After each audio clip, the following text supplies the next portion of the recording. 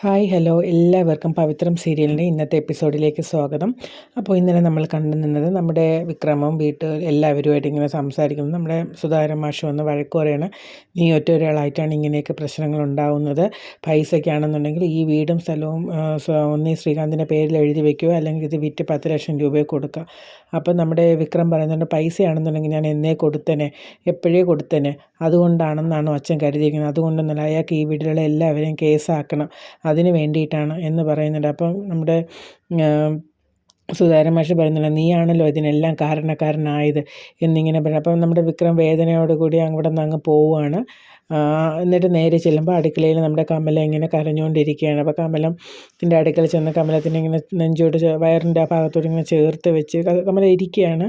അമ്മയെ സ്നേഹത്തോടെ ഇങ്ങനെ പിടിച്ചിട്ട് പറയുന്നുണ്ട്, ഞാൻ വിശ്വേട്ടനെ രക്ഷിക്കും, അമ്മ ഒന്നുകൊണ്ട് ഭയപ്പെടണ്ട എന്ന് പറയുന്നുണ്ട്. അങ്ങനെ നമ്മുടെ വിക്രത്തിനെ കെട്ടിപ്പിടിച്ച് നമ്മുടെ കമല കരയുകയാണ്. അത് കഴിഞ്ഞിട്ട് അടുത്ത കാണിക്കുന്നത് നമ്മുടെ വേദ ശ്രീകാന്തിൻ്റെ ഓഫീസിലേക്ക് പോവുകയാണ്. അപ്പോൾ ശ്രീകാന്ത് ഇങ്ങനെ കയറി വരുമ്പോഴത്തേക്ക് അവിടെ ഇരിക്കുന്ന മാനേജർ പറയുന്നുണ്ട്, സാർ ഇതുപോലെ മാഡം വന്നിട്ടുണ്ട്. അപ്പോൾ ചോദിക്കും, ആര് വർഷയോ? അല്ലല്ല, വേദ മാഡം ആണെന്ന് പറയും. അപ്പോൾ ഇങ്ങനെ എന്തോ ചിന്തിച്ചിട്ട് ഞാൻ കയറി അകത്തോട്ട് പോവുകയാണ്. അപ്പോൾ ശ്രീകാന്തിന് വേദയെ കാണുമ്പോൾ കുറച്ചും കൂടെ ഒരു ഇത് വരെയാണ്. കാരണം എന്താണെന്ന് വെച്ചാൽ വീണ്ടും മുട്ടുമടക്കി എൻ്റെ പെങ്ങൾ എൻ്റെ അടുക്കൽ വന്നല്ലോ നാണം കെട്ടെന്നുള്ള രീതിയിലാണ്. അങ്ങനെ വേദ അവിടെ ഇരുന്നിട്ട് ആദ്യമായിട്ട് ചോദിക്കുന്നത്, പിന്നെ എന്തിനാ ശ്രീകാന്തേട്ടാ ഞാൻ ചെയ്ത തെറ്റിന് എൻ്റെ ഭർത്താവിൻ്റെ വീട്ടുകാർ അവരൊക്കെ പാവങ്ങളല്ലേ എന്നിങ്ങനെ ചോദിക്കുമ്പോൾ പറയും, അതെ എനിക്കറിയാം, പക്ഷേ എനിക്കിത് ചെയ്തേ പറ്റൂ, ഞാൻ ഇങ്ങനെ തന്നെ ചെയ്യും എന്നിങ്ങനെ പറയുന്നുണ്ട്. കണ്ടില്ലേ, നീ ഒരു പ്രാവശ്യം വന്ന് എൻ്റെ അടുക്കൽ വന്നിട്ട് വീണ്ടും എൻ്റെ കാല് പിടിക്ക് കെഞ്ചാനായിട്ട് വന്നിരിക്കുന്ന എന്ന് പറയുന്നത്. ഇപ്രാവശ്യം വേദ അങ്ങനെ ഒന്നും തറപ്പിച്ച് പറയുകയോ ഒന്നും ചെയ്യുന്നില്ല, ചിരിച്ചങ്ങ് വിടുകയാണ്. അപ്പോൾ എന്നിട്ട് അവളൊന്നും കൂടെ ചോദിക്കുകയാണ്, അപ്പോൾ എന്തായാലും ശ്രീകാന്തേട്ടൻ്റെ തീരുമാനം ഈ കേസുമായിട്ട് മുന്നോട്ട് പോകാൻ തന്നെയാണോ എന്ന് ചോദിക്കുന്നുണ്ട്. അപ്പോൾ പറയുന്നുണ്ട്, അതെ ഞാൻ ഈ കേസുമായിട്ട് മുന്നോട്ട് പോകാൻ തന്നെയാണ് തീരുമാനിച്ചത്, ഇതിലൊരു മാറ്റവും ഇല്ല എന്നിങ്ങനെ പറയണം. അപ്പോൾ എന്നിട്ട് ശ്രീകാന്ത് പറയുന്നുണ്ട്, എൻ്റെ അടുത്ത് വന്നിരുന്ന് നീ ഓരോ ന്യായങ്ങൾ പറയേണ്ട ആവശ്യമൊന്നുമില്ല, നിനക്ക് എന്തെങ്കിലും പറയാനുണ്ടെങ്കിൽ നീ അത് നാളെ കോടതിയിൽ ചെന്ന് പറയടി എന്നിങ്ങനെ പറയണം. അപ്പം വേദ പറയുന്നുണ്ട്, ശരി നമുക്ക് കോടതിയിൽ പറയാം എന്ന് പറയുന്നുണ്ട്. എന്നിട്ടും ശ്രീകാന്തിൻ്റെ അടുക്കൽ വേദയാണ് അഡ്വക്കേറ്റായിട്ട് വരുന്നതെന്നുള്ള കാര്യമൊന്നും പറയുന്നില്ല. ശ്രീകാന്ത് ഇതിട്ട് അറിയുന്നില്ല. അപ്പോൾ എന്തായാലും അവരുടെ ഉള്ളിൽ ദർശനമായിരിക്കും വരുന്നത് എന്നുള്ളതാണ്. അങ്ങനെ ബെസ്റ്റ് ഓഫ് ലക്കൊക്കെ കൊടുക്കുകയാണ് സഹോദരിക്ക്. അങ്ങനെ വേദ ഒന്ന് ചിരിച്ചിട്ട് അവിടെ നിന്ന് ശ്രീകാന്തിനോട്, ഇതിനുള്ള ഇത് ഞാൻ കാണിക്കാം, ഞാൻ ഇനി ശ്രീകാന്തേട്ടൻ്റെ അടുക്കൽ വരും, പക്ഷേ അത് ഞാൻ ഈ കേസ് ജയിച്ചിട്ട് മാത്രമേ വരത്തുള്ളൂ, വിശ്വേട്ടനെ ഞാൻ വെളിയിൽ ഇറക്കിയിരിക്കുക തന്നെ ചെയ്യുമെന്ന് വെല്ലുവിളിക്കുകയാണ്. നമുക്ക് കാണാം എന്നൊക്കെ പറയുന്നുണ്ട്. അങ്ങനെ വേദ അവിടെ നിന്ന് വേറെ ഇതായിട്ടൊന്നും പറയാതെ അവിടെ നിന്ന് അങ്ങ് ഇറങ്ങുകയാണ്. അപ്പോൾ ശ്രീകാന്ത് ഇങ്ങനെ ആലോചിച്ച് നിൽക്കുകയാണ് എന്തായിരുന്നാലും ശ്രീകാന്ത് ജയിക്കുമെന്നുള്ള കോൺഫിഡൻസ് ശ്രീകാന്തിനുണ്ട്. അത് കഴിഞ്ഞ് നമ്മുടെ വിക്രമൻ ജോസഫും കൂടെ നമ്മുടെ വിശ്വത്തിനെ കാണാൻ വേണ്ടിയിട്ട് സ്റ്റേഷനിൽ പോവുകയാണ്. അപ്പോൾ എന്നിട്ട് നമ്മുടെ വിശ്വത്തിൻ്റെ അടുത്ത് വീണ്ടും കൂടുതൽ ചോദിക്കുകയാണ്, എന്തൊക്കെയാണ് നടന്നത്, എടുത്തത് എല്ലാ കാര്യങ്ങളൊക്കെ പറയുന്നുണ്ട്. എന്നിട്ട് വിശ്വം ചോദിക്കുകയാണ്, ഈ ബാഗിൽ പണമിട്ട് വിശ്വേട്ടൻ്റെ കയ്യിൽ തരുന്നത് വിശ്വേട്ടൻ കണ്ടതാണ്, അത് എൻ്റെ കയ്യിൽ പൂട്ടി ബാഗ് ലോക്ക് ചെയ്ത് തരുന്നത് ഞാൻ കണ്ടതാണ് എന്നൊക്കെ തറപ്പിച്ചാണ്, പിന്നീട് എന്തെങ്കിലും സംഭവിച്ചോ എന്നൊക്കെ ഇങ്ങനെ ചോദിക്കുമ്പോൾ വിശ്വം പറയുന്നുണ്ട്, ആ ബാങ്കിൽ വെച്ച് നടന്ന ആ ഒരു സംഭവം, ഒരാൾക്ക് പെട്ടെന്ന് തലകറക്കം വന്നതും അങ്ങനെ വീണതും ആ ഒരു സംഭവങ്ങളൊക്കെ വിശ്വം പറയുന്നുണ്ട്. അപ്പോൾ ജോസഫ് പറയുന്നുണ്ട്, അപ്പോൾ പണി അവിടെ നിന്നാണ് കിട്ടിയിരിക്കുന്നത് വിക്രം എന്ന് പറയുന്നത്. അപ്പം വിക്രം പറയണം, അപ്പോൾ എന്നെ കുരുക്കാനുള്ളതാണ് ചെയ്തത്, എന്തായിരുന്നാലും നമുക്ക് നോക്കാം എന്ന് പറഞ്ഞിട്ട് വിക്രം അവിടെ നിന്ന് പോവുകയാണ്. അത് കഴിഞ്ഞ് നമ്മുടെ ശ്രീജ ഇങ്ങനെ വിഷമിച്ചിരിക്കണം. ആ സമയത്ത് നമ്മുടെ വേദയുടെ അമ്മയും അനിയത്തിയും കൂടെ അവിടെ വരികയാണ്. അവിടെ വെച്ച് നന്ദിനി കാണുകയാണ്. നന്ദിനി ഇതാരാ വിരുന്നുകാരൊക്കെ ഉണ്ടല്ലോ എന്ന് പറഞ്ഞ് കളിയാക്കി പോകുന്നുണ്ട്. അപ്പോൾ വേദയുടെ അനിയത്തി പറഞ്ഞു, അതൊന്ന് കളിയാക്കിയിട്ടാണല്ലോ അമ്മയെ പറഞ്ഞതെന്ന് പറയുമ്പോൾ അവർ തെറ്റ് നമ്മുടെ ഭാഗത്തല്ലേ മോളെ, ഒന്നും മിണ്ടണ്ടെന്ന് പറയുന്നതിൽ അവർ നേരെ അകത്ത് കയറി പോകണം. അതിന് മുമ്പ് നമ്മുടെ നന്ദിനി വന്ന് കമലയോട് പറയുന്നുണ്ട്, അവളുടെ അമ്മയും അനിയത്തിയും വന്നിട്ടുണ്ട്, വൃത്തിയെ കൊടുക്കണം കേട്ടോ അമ്മ എന്നൊക്കെ പറയുന്നുണ്ട്. അങ്ങനെ നമ്മുടെ കമലയുടെ അടുക്കൽ വന്ന് സംസാരിക്കുകയൊക്കെ ചെയ്യുന്നുണ്ട്. അപ്പോൾ നന്ദിനിയാണ് അതിൻ്റെ മറുപടികളൊക്കെ ഓരോന്ന് പറയുന്നത്. അവരെ ഇറിറ്റേറ്റ് ചെയ്യുന്ന രീതിയിൽ തന്നെയാണ് സംസാരിക്കുന്നത്.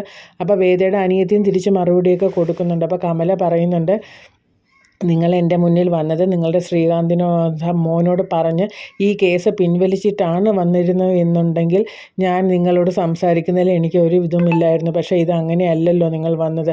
ആദ്യം ഇത് നടക്കട്ടെ, അതിനുശേഷം ഞാൻ നിങ്ങളോട് സംസാരിക്കാം, എനിക്കിപ്പോൾ ഒന്നും പറയാനില്ല എന്ന് പറയണം. അപ്പോൾ നമ്മുടെ വേദയുടെ അനിയത്തി പറയുന്നുണ്ട്, ഇനി ഇതിൽ കൂടുതൽ എങ്ങനെയാണ് അവർ ഇറങ്ങി പോകാൻ പറയുന്നത്, അമ്മ വന്നേ എന്നിങ്ങനെ പറയണം. അങ്ങനെ തിരിച്ച് നടങ്ങാൻ പോകുമ്പോൾ നമ്മുടെ ശ്രീജ വിളിക്കണം. എന്നിട്ട് പറയുന്നുണ്ട്, ഒന്ന് നിൽക്കുമെന്ന് പറഞ്ഞിട്ട് പറയുകയാണ്, ഇപ്പം നിങ്ങളുടെ വീട്ടിലുള്ള ഒരാൾക്കാണ് ഇതുപോലെ സംഭവിച്ചത്, ഞങ്ങൾ ആരെങ്കിലുമാണ് അങ്ങോട്ട് വന്നിരുന്നെങ്കിൽ നിങ്ങൾ ഇതുപോലെ ഞങ്ങൾ ആ മുറ്റത്തെങ്കിലും കയറ്റുമായിരുന്നു. പക്ഷെ ഞങ്ങൾ അങ്ങനെ ഒന്നും ചെയ്തിട്ടില്ല. പിന്നെ നിങ്ങളിവിടെ വന്നപ്പോൾ ഞങ്ങൾ അകത്ത് കയറി ഞങ്ങളുടെ വിഷമങ്ങൾ പറഞ്ഞു എന്നേ ഉള്ളൂ. പക്ഷേ ഞങ്ങൾക്ക് യാതൊരു തരത്തിലുള്ള ഒരു ഇതുമില്ല. കാരണം എന്തെന്നാൽ ഞങ്ങളെക്കാളേറെ ഈ ഇതിൽ വിശ്വസിക്കുന്ന മറ്റൊരാളുണ്ട്. വിശ്വയുടെ തെറ്റുകാരനല്ല, നിങ്ങളുടെ മകനാണ് തെറ്റ് ചെയ്തത്. അത് മറ്റാരുമല്ല, നിങ്ങളുടെ മൂത്ത മകളാണ് വേദ. അവൾ അത് വിശ്വസിക്കുന്നുണ്ട്. അതുകൊണ്ട് നമുക്ക് ഉറപ്പാണ് എന്ത് വന്നിരുന്നാലും എൻ്റെ വിശ്വേട്ടനെ വേദ രക്ഷപ്പെടുത്തും. അത് അവൾ എനിക്ക് തന്ന വാക്കാണ് എന്നിങ്ങനെ നമ്മുടെ ശ്രീജ പറയുന്നുണ്ട്. അപ്പോൾ അത് കേൾക്കുമ്പോൾ നമ്മുടെ വേദയുടെ അനിയത്തിക്കും വേദയുടെ അമ്മയ്ക്കും ഒരു വിഷമമൊക്കെ തോന്നുന്നുണ്ട്. എങ്കിലും അവരൊന്നും പറയാതെ അവിടെ നിന്ന് പോവുകയാണ്. വിഷമമുണ്ട്. അപ്പോൾ കമല ഇങ്ങനെ ശ്രീജയെ നോക്കുകയാണ് എന്ത് ചെയ്യട്ടെന്നുള്ള രീതിയിൽ. അത് കഴിഞ്ഞ് നമ്മുടെ വിക്രം നമ്മുടെ ആ ഗുണ്ടയെ കണ്ടുപിടിച്ചിട്ടുണ്ട്. നേരെ വർക്ക്ഷോപ്പിലോട്ടാണ് കൊണ്ടുവന്നത്. ജോസഫും അനിയൻകുട്ടനും രാജേട്ടനും എല്ലാവരും ഉണ്ട്. വിക്രം അപ്പോൾ അവിടെ വെച്ചിട്ട് ചോദിക്കുകയാണ്. അപ്പോൾ ഒന്നും മിണ്ടുന്നില്ല, ഇങ്ങനെ നോക്കി നിൽക്കണം. നീ ആരെന്നറിഞ്ഞിട്ട് തന്നെയാണോടാ ഇതിനൊക്കെ ഇറങ്ങി തിരിച്ചത് എന്നൊക്കെ ഇങ്ങനെ നമ്മുടെ വിക്രം ചോദിക്കുന്നുണ്ട്. അയാൾ ഒന്നും മിണ്ടുന്നില്ല. അപ്പോൾ നമ്മുടെ അനിയൻകുട്ടൻ്റെ അടുത്ത് പറഞ്ഞു, അനിയൻകുട്ട എന്നിങ്ങനെ വിളിക്കണം. അപ്പോൾ നല്ല നീളമുള്ള ഒരു ഇരുമ്പ് വടിയെടുത്ത് കൊടുക്കുകയാണ്. അപ്പോൾ ആ വടി ഇങ്ങനെ കണ്ടിട്ട് നമ്മുടെ വിക്രം ഇവനെ ഒരു ഒറ്റ ചവിട്ടിൽ തള്ളി താഴെ ഇട്ടിട്ട് നേരെ ചെന്ന് ഈ കമ്പി കൊണ്ട് അടിക്കാൻ വേണ്ടി ഇങ്ങനെ പോകുമ്പോഴത്തേക്ക് അയാൾ പറയുന്നുണ്ട്, എന്നെ ഒന്നും ചെയ്യേണ്ട, ഞാൻ എല്ലാ കാര്യങ്ങളും പറയാമെന്ന് പറയുന്നുണ്ട്. ബാങ്കിൽ ഒരാൾ വരുന്നുണ്ട്, അയാളുടെ കയ്യിൽ നിന്ന് ആ പണം എടുക്കണം എന്ന് മാത്രമേ എനിക്ക് തന്നിട്ടുള്ളൂ. അത് അവർ പറയുന്ന ഒരു സ്ഥലത്ത് എത്തിക്കണം. അവിടെ എത്തുമ്പോൾ ഒരാൾ വന്ന് വാങ്ങിക്കോളും എന്നിങ്ങനെ പറയണം. ആരാണ് നിന്നോട് പറഞ്ഞതെന്ന് ചോദിക്കുക. അത് പറയാം, അത് ഇന്ന ഓഫീസിലെ മാനേജറാണ് എന്നോട് പറഞ്ഞതെന്ന് പറയും. അപ്പോൾ ആളെ അവർക്ക് അറിയില്ല എന്ന് പറയുന്നുണ്ട്. അപ്പോൾ ആളെ നമ്മുടെ വിക്രം ഫോട്ടോയിലൂടെ കാണിച്ചു കൊടുക്കുന്നുണ്ട്. ഈ ആൾ തന്നെയാണെന്ന് ചോദിക്കുന്നുണ്ട്. അത് നമ്മുടെ ശ്രീകാന്തിൻ്റെ ഫോട്ടോയാണ് കാണിക്കുന്നത്. അപ്പോൾ ആളെ തിരിച്ചറിയുന്നുണ്ട്. അത് കഴിഞ്ഞ് വിക്രം വീട്ടിലെത്തി വീടൊക്കെ കാണിക്കണം. വീട്ടിലിങ്ങനെ ഓരോന്ന് ആലോചിച്ച് ഇങ്ങനെ കിടക്കുന്ന സമയത്ത് നമ്മുടെ വേദ വരികയാണ്. വേദ ഓരോ കാര്യങ്ങളൊക്കെ ചോദിക്കണം. പക്ഷേ വിക്രമിന് അത് ഇഷ്ടപ്പെടുന്നില്ല. എന്നിട്ട് വേദയോട് പറയുന്നുണ്ട്, നിനക്ക് അപ്പുറത്ത് എങ്ങാനും പോയിരുന്നുണ്ട്, ഞാൻ കുറച്ച് നേരം ഒന്ന് ഒറ്റയ്ക്ക് ഇരിക്കട്ടെ എന്നിങ്ങനെ പറയുന്നുണ്ട്. അപ്പോൾ വേദ പറയും, എനിക്കൊരു കാര്യം പറയാനുണ്ട്, അത് പറയാനായിട്ടാണ് വന്നത്. എനിക്കിവിടെ വേറെ ആരുടെ അടുത്തെങ്കിലും പറയാൻ പറ്റും, നിങ്ങളോടല്ലേ പറയാൻ പറ്റുള്ളൂ എന്ന് പറഞ്ഞിട്ട് വിക്രം പറയുന്നുണ്ട്. ആ ശരി പറ എന്ന് പറഞ്ഞിട്ട് പറയാം, ഇന്നിവിടെ അമ്മയും ദീപ്തിയും കൂടെ വന്നിരുന്നു. പക്ഷെ നന്ദിനിയായിട്ട് ഇതിൽ കുറച്ച് ഇതായിട്ടാണ് പെരുമാറിയത്. അമ്മയും അവരോട് ഒന്നും അധികം സംസാരിച്ചില്ല, ഒരു ദേഷ്യമൊക്കെ ഉണ്ടായിരുന്നു എന്ന് പറയും.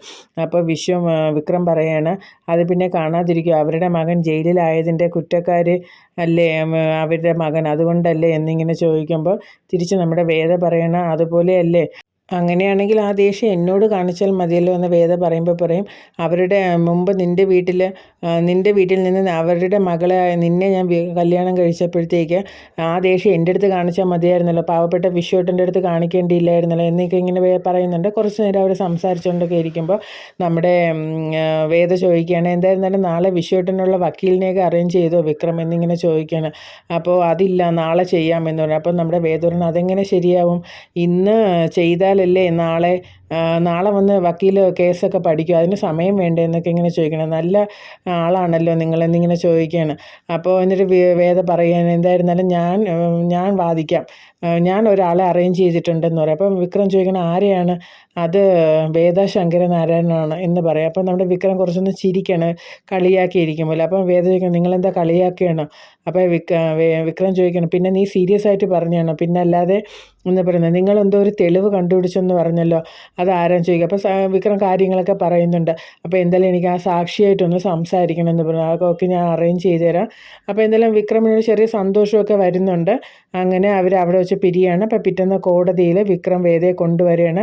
അപ്പോൾ അവിടെ നമ്മുടെ നന്ദിനി കാത്തു നിൽക്കുകയാണ്. വേദയെ കാണുമ്പോൾ വേദ ആശ്വസിപ്പിക്കണം, എന്നിട്ട് പറയണം, എന്ത് വന്നാലും നമ്മൾ വിശ്വേട്ടനെ പുറത്തിറക്കുക തന്നെ ചെയ്യും. ശ്രീജേട്ടത്തി എന്തായാലും ധൈര്യമായിരിക്കും എന്ന് പറയും. അപ്പോൾ ശ്രീജ പറയുന്നുണ്ട്, എനിക്ക് വേദയുടെ ഈ വാക്കുകൾ വിശ്വസിക്കണം. വേദ തന്നെ ഇത്രയും ധൈര്യം ഉണ്ടെങ്കിൽ എനിക്ക് പിന്നെ എന്തിനാ പേടിക്കേണ്ട, വേദ എനിക്ക് വിശ്വാസമാണ് എന്നിങ്ങനെ പറയണം. അങ്ങനെ വേദ നമ്മുടെ വിക്രമിനോട് പറയണം, ആ സാക്ഷിയെ എനിക്കൊന്ന് കാണണം എന്ന് പറഞ്ഞാൽ അവർ നടക്കാനായി പോകുമ്പോൾ നന്ദിനി ഇങ്ങനെ കയ്യിൽ പിടിച്ചിട്ട് എന്തോ നന്ദിനിക്ക് ഒരു ഫുൾ ഒരു വിഷമവും ഒരു വേവലാതിയൊക്കെ ഉണ്ട്.